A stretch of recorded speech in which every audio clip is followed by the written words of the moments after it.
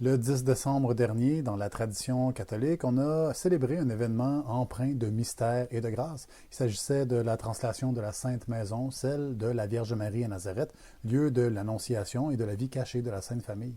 La maison fut miraculeusement transportée par les anges à Lorette, en Italie, à la fin du 13e siècle. Et cet événement surnaturel ne constitue pas seulement une merveille de la providence divine, mais il fournit également d'importantes clés de compréhension. Il y a un parallèle fort intéressant à faire entre la translation de la Maison de Marie et l'état actuel de l'Église. Tout d'abord, il faut savoir que cette histoire repose sur une tradition ancienne et plutôt bien documentée. Brièvement, à la fin des croisades, alors que la Terre sainte tombait sous le contrôle des musulmans, les lieux chrétiens étaient systématiquement détruits ou profanés. C'est dans ce contexte qu'en 1291, la petite maison de Nazareth fut miraculeusement enlevée de son emplacement d'origine et transportée à Lorette, en Italie. Bien des études, dont de nombreuses conduites par des athées, ont pu confirmer que les matériaux de construction de la maison étaient identiques à ceux utilisés en Galilée au 1er siècle, en contraste frappant avec ceux employés en Italie à la même époque.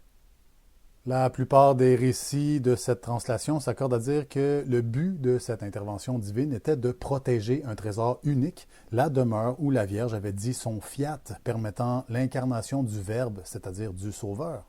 Ce miracle rappelle que Dieu peut agir de manière surnaturelle pour préserver ce qui est saint, particulièrement lorsque le danger est imminent. Ça fait partie de l'accomplissement de sa promesse. Dans cet ordre d'idées, si Dieu peut opérer de tels prodiges pour préserver une humble demeure, ne pourrait-il pas en faire autant avec son Église? Qu'est-ce qui l'en empêcherait? Après tout, n'est-elle pas en état de siège actuellement?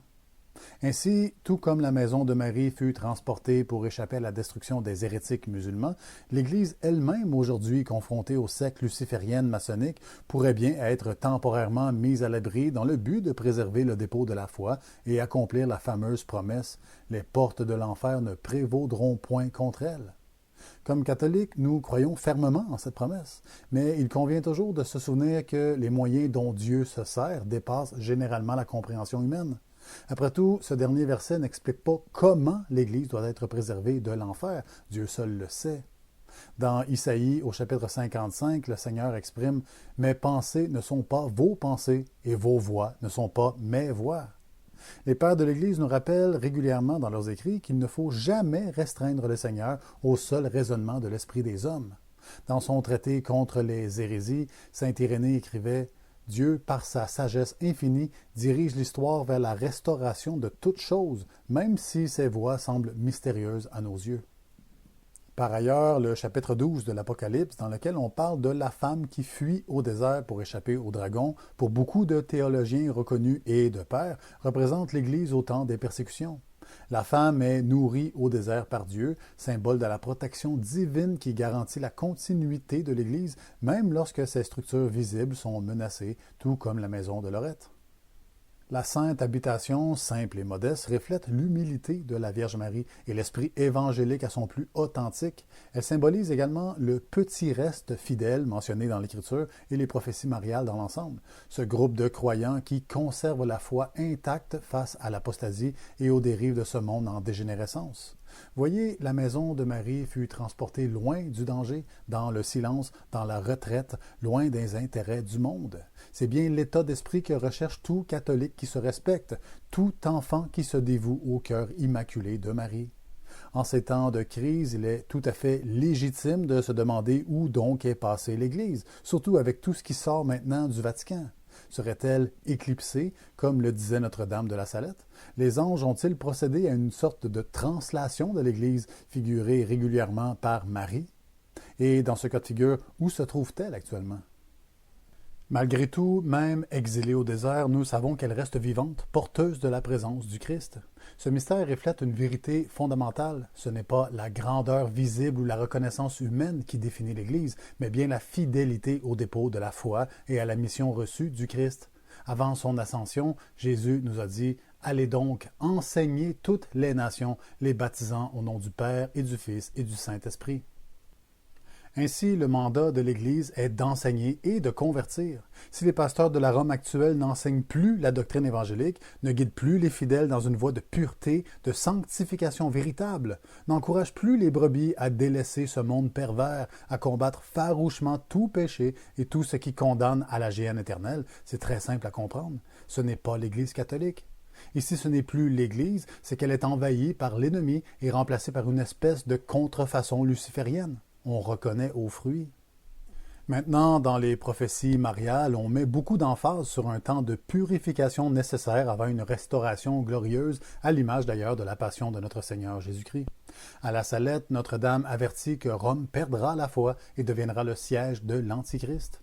Cependant, elle promet aussi que la vérité triomphera et qu'un renouveau spirituel aura lieu, guidé par un petit reste fidèle. Dans cette perspective, la translation de la Sainte Maison prend tout son sens et illustre que Dieu agit bel et bien miraculeusement pour préserver ce qui est essentiel, surtout quand les moyens humains s'avèrent insuffisants. Il apparaît évident aujourd'hui que nous avons plus que jamais besoin du secours de Dieu. En célébrant la translation de la maison de Lorette, nous gardons l'espérance que, malgré les attaques des forces ténébreuses déchaînées sur ce monde, Dieu, dans sa miséricorde et par sa divine providence, sait parfaitement comment préserver son Église. Et si, de nos jours, on ne la retrouve plus au Vatican, elle demeure certainement quelque part. Quoi qu'il en soit, quand l'éclipse prendra fin, elle se révélera à nouveau glorieuse et à ce moment, tous les véritables fidèles la reconnaîtront et y afflueront. Prions donc d'avoir la grâce de conserver la foi de nos pères, des apôtres et de tous les saints. Préparons nos cœurs à la restauration à venir. Que la Sainte Maison de Lorette, signe de la sollicitude divine, nous inspire à persévérer jusqu'à la fin dans le bon combat. Que Dieu vous bénisse tous.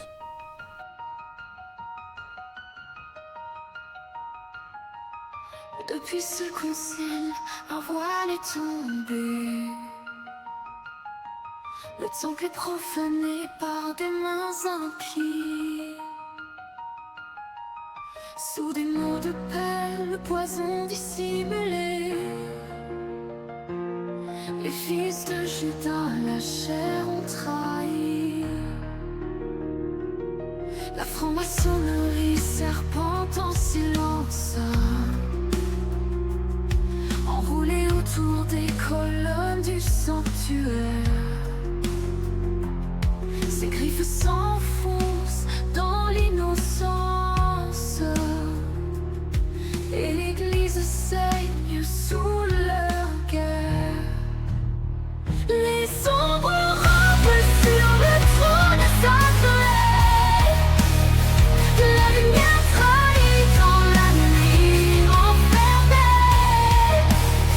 Mais le Christ est l'étoile éternelle. Et son éclat brisera l'ombre rebelle. Les cœurs des prêtres battent sous des masques.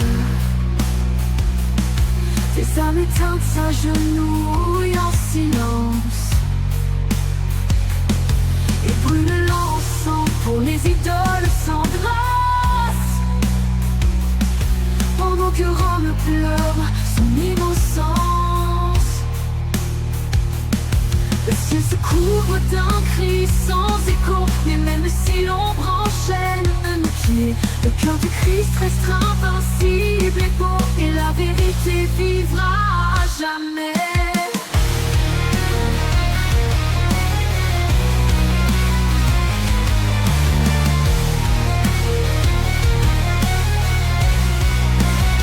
Les sombres rampent sur le trône sacré. La lumière trahit dans la nuit enfermée. Mais le Christ est l'étoile éternelle. Et son éclat brisera l'ombre rebelle. Les sombres rampent sur les plaines sacrées. La lumière trahit dans la nuit enfermée. Mais le Christ est l'étoile éternelle. Et son éclat brisera l'ombre.